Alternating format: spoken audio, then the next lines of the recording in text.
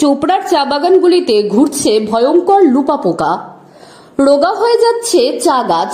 ভয়ঙ্কর লুপার পোকার আক্রমণ শুরু হয়েছে চোপড়ার বিভিন্ন চা বাগানে। এর ফলে কাঁচা চা পাতার উৎপাদন অনেকটাই কমে যাওয়ায় আশঙ্কায় ভুগছেন বাগান মালিকরা। লুপা এই জাতীয় পোকাগুলি অনেকটাই শুঁয়োপোকার মতো দেখতে।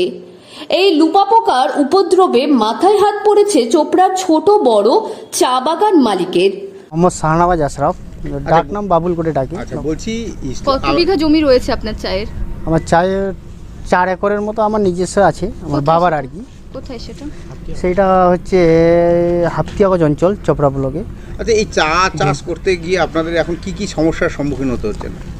সমস্যা বলতে এখন চা গাছের যা পোকা, লুফার পোকা যেটাকে বলে, সেটা খুব বেশি আর কি। মানে যে কোনো ওষুধ দিয়ে কাজ হচ্ছে না বেশি, খুব একটা কাজ হচ্ছে না। ওই লোফার দিয়ে যখন পাতা বের হয় তখন পয়েন্ট বলি যেটাকে আমরা, সেই পয়েন্টগুলোকে খেয়ে নেই। চোপড়ার হাফতিয়াগঞ্জ, বুড়িগাছি, দাসপাড়া, দক্ষিণ আরিয়াগাঁও, দামোদরপাড়া সহ বিভিন্ন এলাকায় এই লুপা পোকার উপদ্রব খুব বেশি। এইসব এলাকায় চা বাগানগুলিতে পোকার উপদ্রব সামাল দিতে গিয়ে হিমশিম খাচ্ছেন ক্ষুদ্র চা চাষিরা। চোপড়ার হাফতিয়াগঞ্জ এলাকার এক চা চাষি মোহাম্মদ শাহনওয়াজ আশরাফ জানান যে তার 4 একর জমিতে এই লুপা পোকার আক্রমণ বেড়ে গেছে। বিভিন্ন ধরনের রাসায়নিক ও কেমিক্যাল ব্যবহার করেও কোনো কাজ হচ্ছে না।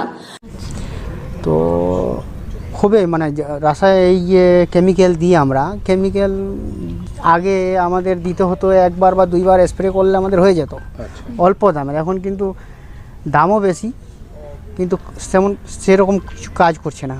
তার জন্য একটু প্রোডাকশন কম। এখন আবার ওই যে ঠালগুলো পচে যাচ্ছে, ওই পচানি অসুখটা আবার বেশি, মানে খরচা অনেক বেশি। রাসায়নিক কেমিক্যাল সার ব্যবহারে বহু টাকা খরচ হলেও এই লুপা পোকার আক্রমণ থেকে রেহাই মিলছে না। চা উৎপাদকদের দাবি, চা গাছ বাঁচানোটাই এখন বড় চ্যালেঞ্জ। গোটা বাগান জুড়ে এই পোকার উপদ্রবে রোগা হয়ে যাচ্ছে চা গাছ। সেক্ষেত্রে কিভাবে পরিস্থিতির মোকাবিলা করা সম্ভব হবে তা ভেবে পাচ্ছেন না চা উৎপাদকরা। জানা যায় এই লুপা পোকার চায়ের পাতা ও চায়ের কাণ্ড একেবারে শুষে খেয়ে নেয়। এ ব্যাপারে কৃষি বিজ্ঞানী ধনঞ্জয় মণ্ডল বলেন, এখানটা আমি বলে রাখি, প্রথমেই বলবো এটা যদি সম্পূর্ণ কেমিক্যাল দিয়ে আটকাতে তারা ব্যর্থ হয়েছেন, বিশেষ করে লুপার জাতীয় বা আপনার মাকড় এবং তার সাথে দোয়ে পোকা, 3টে পোকাকে কিন্তু কেমিক্যাল দিয়ে আটকাতে তারা ব্যর্থ হয়েছেন।